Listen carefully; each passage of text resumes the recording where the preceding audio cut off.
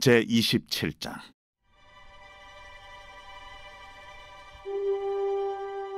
여호와께서 모세에게 말씀하여 이르시되, 이스라엘 자손에게 말하여 이르라. 만일 어떤 사람이 사람의 값을 여호와께 드리기로 분명히 서원하였으면 너는 그 값을 정할지니, 내가 정한 값은 20살로부터 60살까지는 남자면 성소의 세겔로 은 50세겔로 하고, 여자면 그 값을 30세겔로 하며, 5살로부터 20살까지는 남자면 그 값을 20세겔로 하고, 여자면 10세겔로 하며, 1개월로부터 5살까지는 남자면 그 값을 은 5세겔로 하고, 여자면 그 값을 은 3세겔로 하며, 60살 이상은 남자면 그 값을 15세겔로 하고, 여자는 10세겔로 하라. 그러나 서원자가 가난하여 내가 정한 값을 감당하지 못하겠으면 그를 제사장 앞으로 데리고 갈 것이요, 제사장은 그 값을 정하되 그 서원자의 형편대로 값을 정할지니라. 사람이 서원하는 예물로 여호와께 드리는 것이 가축이면 여호와께 드릴 때는 다 거룩하니 그것을 변경하여 우열간 바꾸지 못할 것이요, 혹 가축으로 가축을 바꾸면 둘 다 거룩할 것이며, 부정하여 여호와께 예물로 드리지 못할 가축이면 그 가축을 제사장 앞으로 끌어갈 것이요, 제사장은 우열간의 값을 정할지니 그 값이 제사장의 정한 대로 될 것이며, 만일 그가 그것을 물으려면 내가 정한 값에 그 5분의 1을 더할지니라. 만일 어떤 사람이 자기 집을 성별하여 여호와께 드리려 하면 제사장이 그 우열간의 값을 정할지니 그 값은 제사장이 정한 대로 될 것이며, 만일 그 사람이 자기 집을 물으려면 내가 값을 정한 돈에 그 5분의 1을 더할지니 그리하면 자기 소유가 되리라.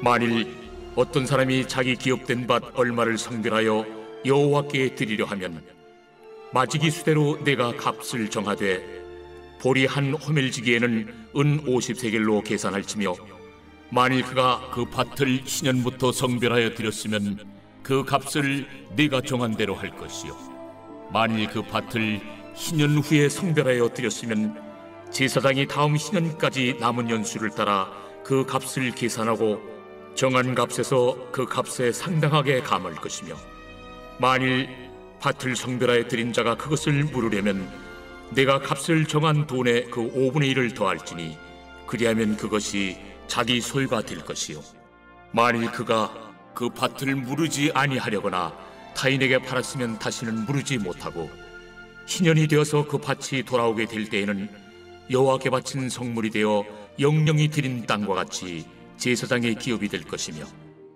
만일 사람에게 샀고 자기 기업이 아닌 밭을 여호와께 성별하여 드렸으면 너는 값을 정하고 제사장은 그를 위하여 신년까지 계산하고, 그는 내가 값을 정한 돈을 그날에 여호와께 드려 성물로 삼을지며, 그가 판 밭은 신년에 그 판 사람 곧 그 땅의 원주인에게로 되돌아갈지니라. 또 내가 정한 모든 값은 성소의 세겔로 하되 20게라를 한 세겔로 할지니라.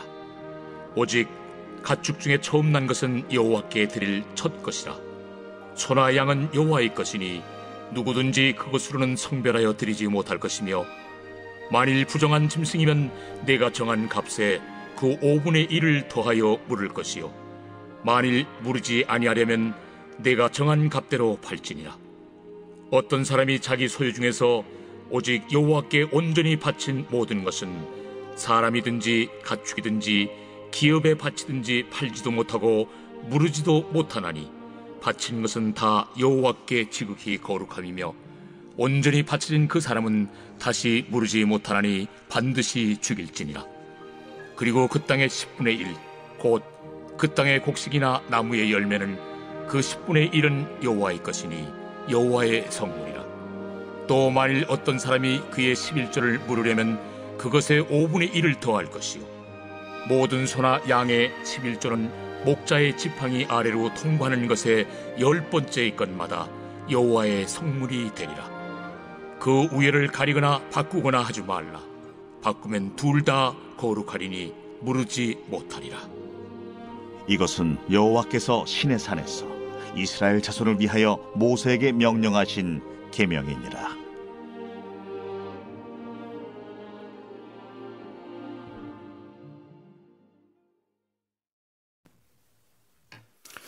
오늘 새벽에도 주님의 보좌 앞으로 나오신 성도님들에게 하나님의 은혜와 평강이 함께 하시기를 축원드립니다. 오늘 레위기 마지막 27장 말씀 함께 살펴보도록 하겠습니다. 레위기는 충만함이 주제라고 말씀드렸습니다. 그래서 모세 오경을 하나님이 명령하신 문화 명령이라고 불리는 생육하고 번성하고 충만하고 정복하고 다스리라는 이 명령으로 그대로 배치되어 있음을 기억하시면 모세오경을 이해하는데 조금 더 편리합니다. 한 가지 더 있는데요. 시편이 5권으로 되어 있습니다. 시편은 1장, 2장 이렇게 읽지 않고 1편, 2편 이렇게 읽죠. 그런데 이 시편이 총 5권으로 이루어져 있습니다.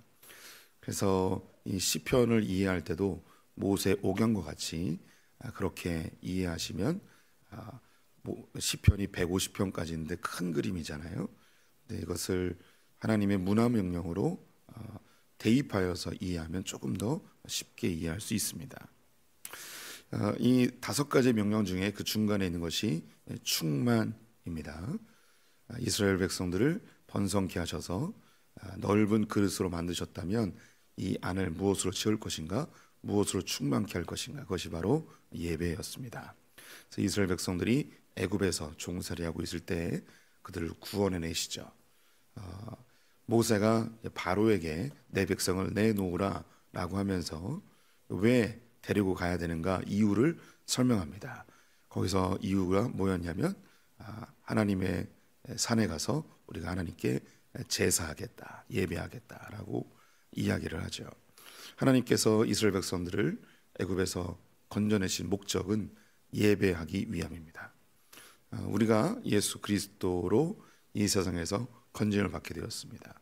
하나님이 찾으시는 자는 언제나 예배하는 자입니다. 그래서 예배가 우리 인생의 가장 중심에 놓여 있음을 보게 되죠.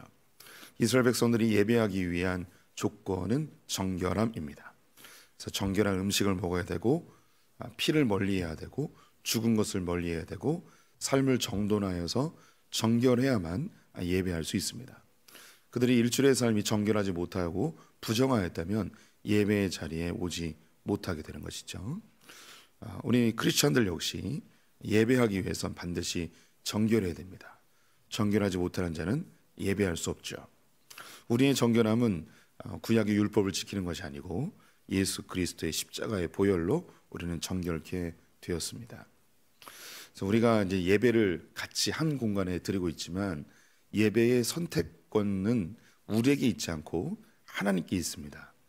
이 사실을 크리스천들이 반드시 기억해야 하는데요. 우리는 예배하고 있지만 이 예배를 받으실 것인지 받지 않을 것인지의 선택권은 언제나 하나님께 있습니다. 그래서 우리가 동일하게 예배 공간에서 함께 예배를 드리고 있지만 하나님께서 누구의 예배를 받으시는가?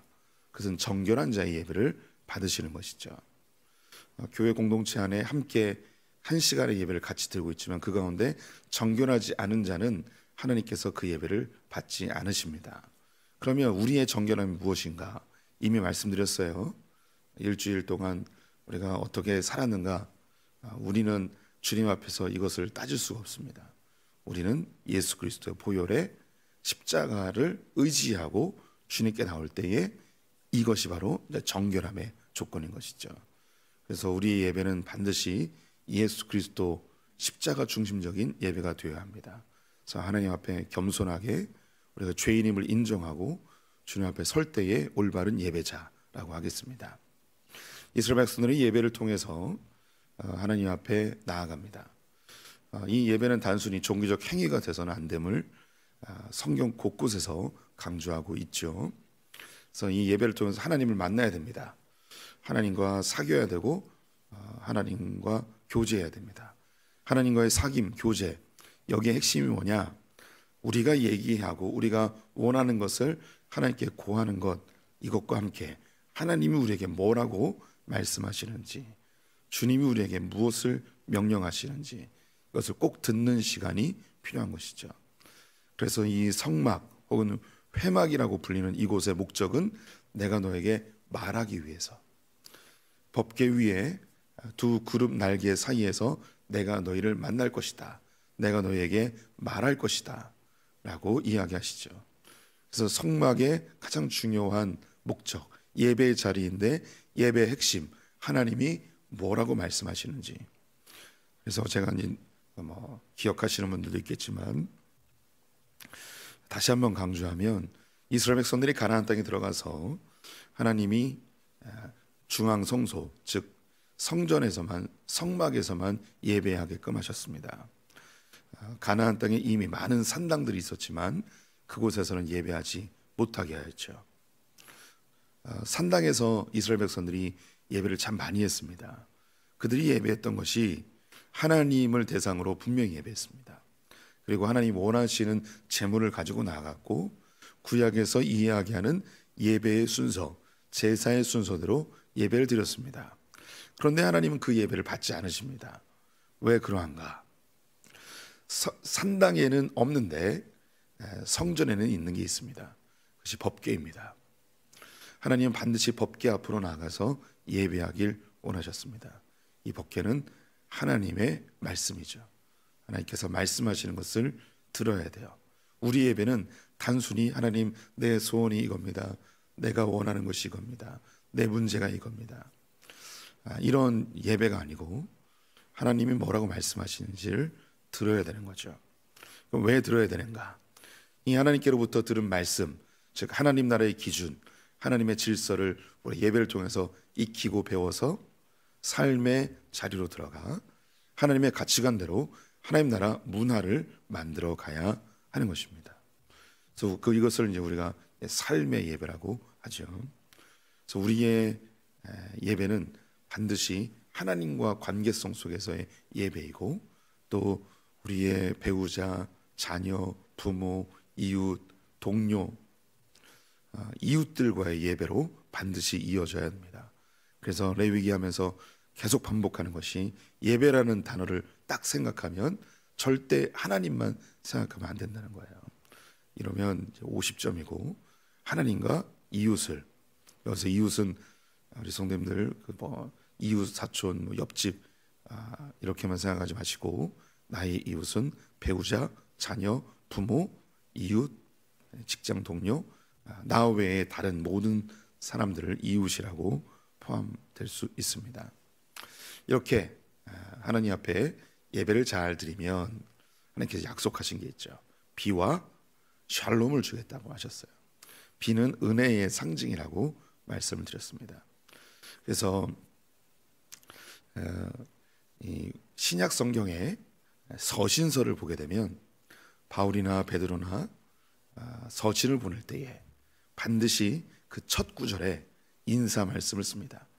너희에게 은혜와 평강이 함께 하기를 원하노라.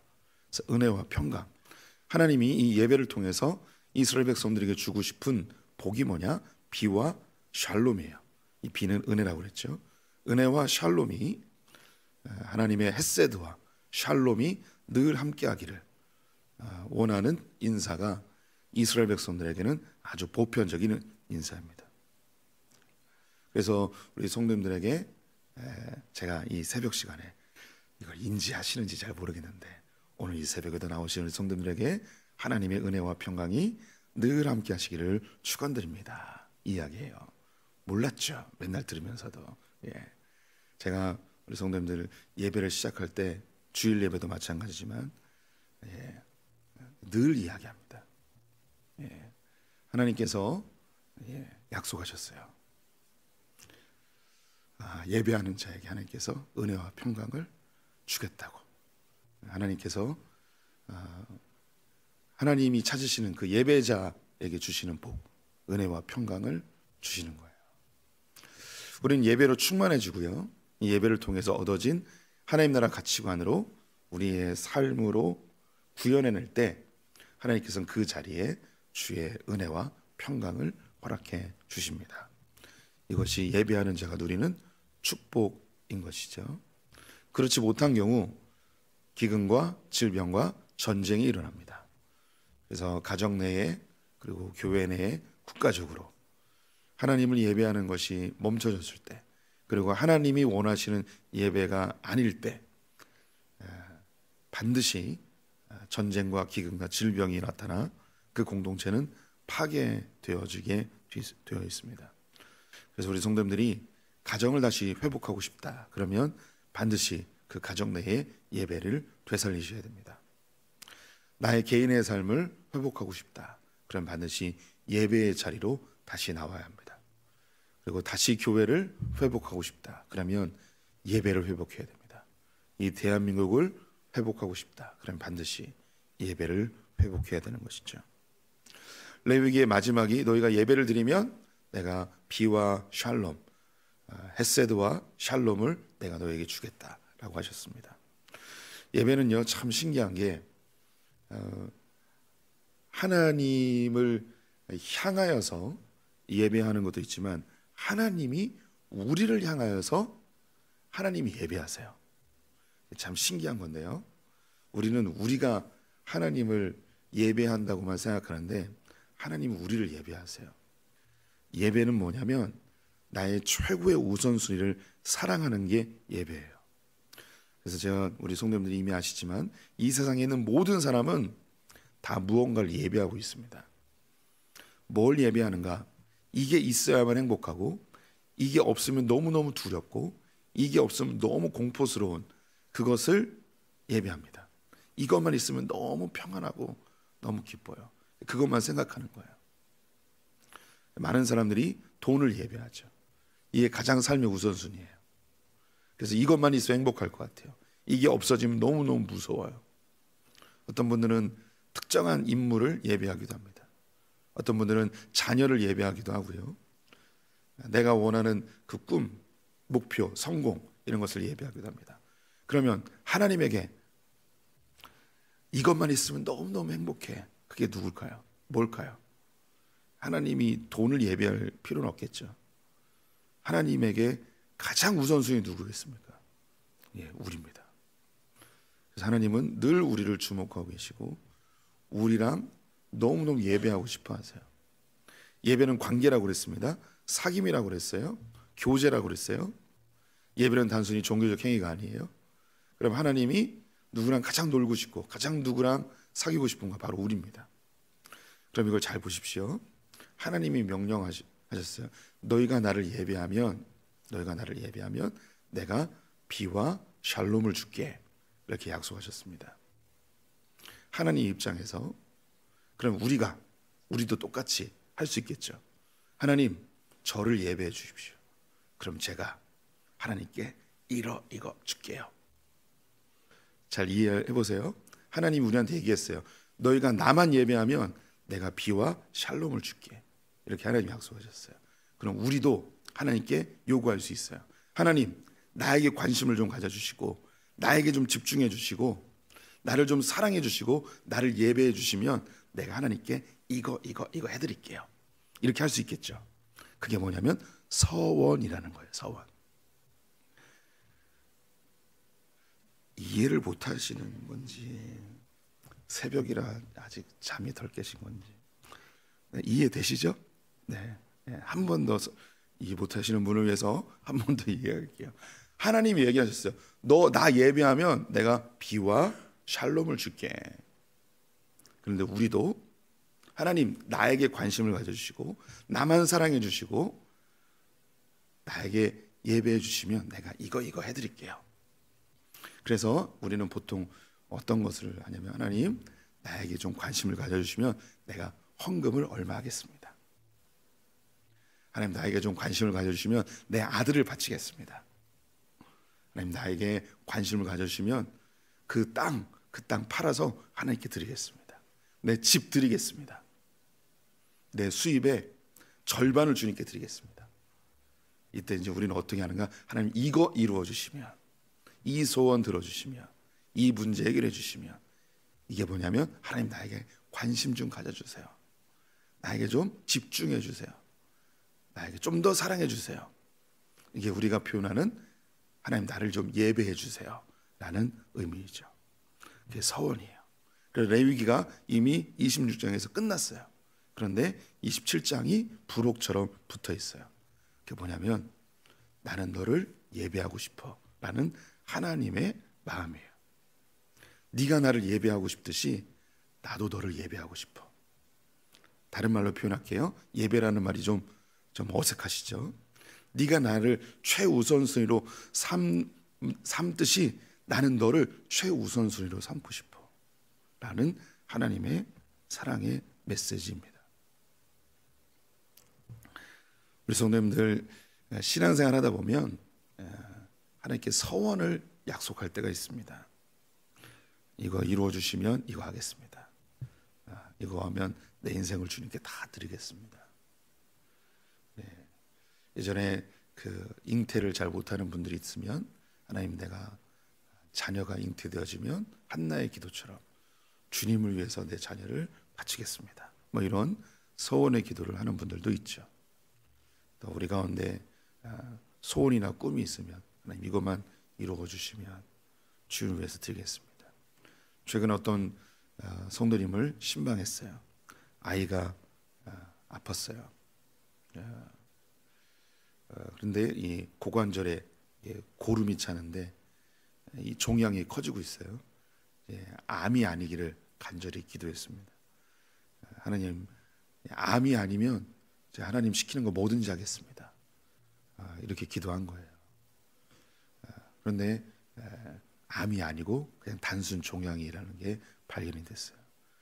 그런데 아직 이제 치료는 안 된 상태인데 어쨌든 암이 아닌 거예요. 그래서 이분이 너무 기뻐했는데 그 주에 와서 있는데 주일학교 유초등부 부장 집사님이 이 집사님을 만나자마자 놀랍게 유초등부 교사 좀 해달라고 딱 얘기한 거예요. 하나님의 음성으로 듣고 유초등부 교사를 지금 하고 있어요. 뭐 이런 일이 발생할 수 있습니다. 우리 성도님들, 하나님은 우리 성도님들에게 관심이 많아요. 하나님의 최우선순위는 바로 우리 성도님들이십니다. 하나님 우리 성도님들 예배하고 싶어 하세요. 교제하고 싶고 사귀고 싶고. 그래서 우리 인생의 문제 가운데 삶의 여정 속에서 나타나는 고난들도 있습니다. 문제들도 있고 또 내가 소원하는 바도 있어요. 하나님이 성경에 너희는 서원하지 마라 뭐 이렇게 말씀하지 않으셨어요. 또 반대로 서원해라 이렇게도 말씀하지 않으셨어요. 우리의 마음은 하나님께 좀 거래를 하고 싶은 마음도 있어요. 하나님 이거 해주시면 내가 이거 하겠습니다. 우리를 너무너무 이해하시는 하나님은 이걸 금지하지 않으셨어요. 그렇다고 해서 너무 또 이것을 권하지도 않으십니다. 내가 너희를 이해한다. 내가 너희에게 다 해주겠지만 이런 문제가 빨리 해결되길 원하는 너희의 마음, 이것이 네가 원하는 대로 이루어지길 바라는 너의 마음 내가 다 알아. 이런 문제와 고난과 시련과 이런 소원들을 통해서 이걸 통해서 나에게 집중한다면, 나에게로 나아온다면 오케이, 좋아. 내가 너에게 더 관심 가져주고 더 사랑해주고 더 너와 대화할게. 서원이 있는 사람은 그 모든 관심이 문제 너머에 있는 하나님께 있습니다. 이 문제를 해결할 수 있는 분은 하나님밖에 없습니다. 이 고난의 해답은 하나님만 있습니다. 하나님께로만 나아가는 거죠. 근데 오늘 서원에 대한 이야기를 하면서 아주 중요한 게 뭐냐면, 서원이 이루어졌을 때 하나님께 드리기로 했던 것이 있다면 그 절대 하나님께 드려야 된다. 만약에 하나님께 안 드리면 너 죽여버릴 거야 라고 이야기하십니다. 넌 반드시 죽일 거야. 하나님께 드려야 되는 드리기로 약속한 게 있다면 반드시 드리라는 거죠. 우리나라 말에 화장실 들어갈 때랑 나올 때랑 다르다는 이 말. 네가 하나님의 관심을 더 받고 싶어하고 하나님의 더 우선순위가 되기를 원했다면, 문제가 해결되고 소원이 이루어졌을 때 하나님께 드렸던 기도, 하나님께 원하였던 그 소원들 이루어졌으면, 하나님께 네가 우선순위가 되기 원했다면 이루어졌을 때는 하나님이 너의 삶의 우선순위가 되었으면 좋겠다.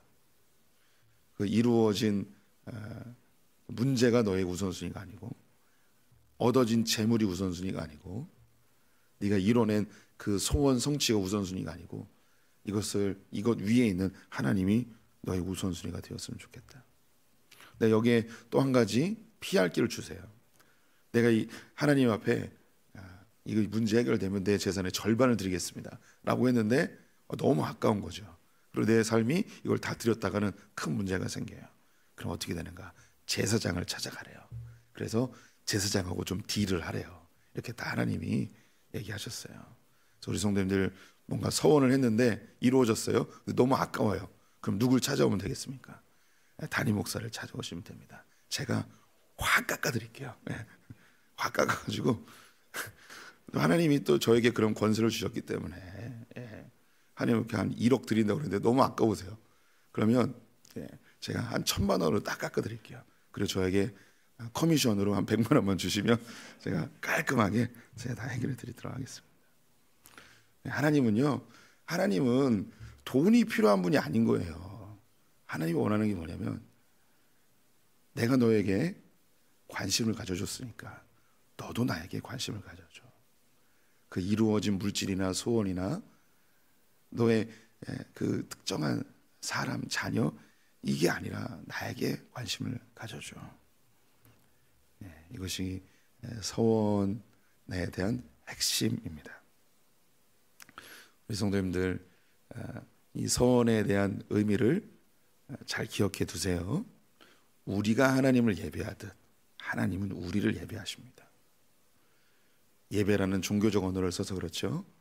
우리가 하나님과 교제하기 원하시듯 하나님은 우리랑 교제하기 원하시고, 예배는 최우선순위예요. 하나님이 내 삶의 가장 우선순위임을 고백하듯이 하나님은 우리 성도님들이 가장 우선순위입니다. 그래서 우리 성도님들은 당당하게 요구할 수 있습니다. 하나님, 나에게 관심 가져주십시오. 나에게 하나님의 사랑을 보여주십시오. 그럼 하나님께서 너희가 나를 예배하면 이거 줄게. 이거랑 똑같이 하나님 나에게 관심을 가져주시면 내가 이거 주님께 드리고 싶습니다. 이렇게 예배는요 쌍방향임을 꼭 기억해 주셨으면 좋겠습니다. 레위기 너무 재밌지 않습니까? 저만 재밌었군요. 오늘 그 교육자 MT 가고요. 다음 주는 제가 요한계시록 세미나하고 소풍 네트워크가 있어서 다음 주는 제가 새벽기도 설교를 못 하고요. 3월 달에 민수기로 찾아오도록 하겠습니다. 민수기 레위기보다 2배 재밌습니다.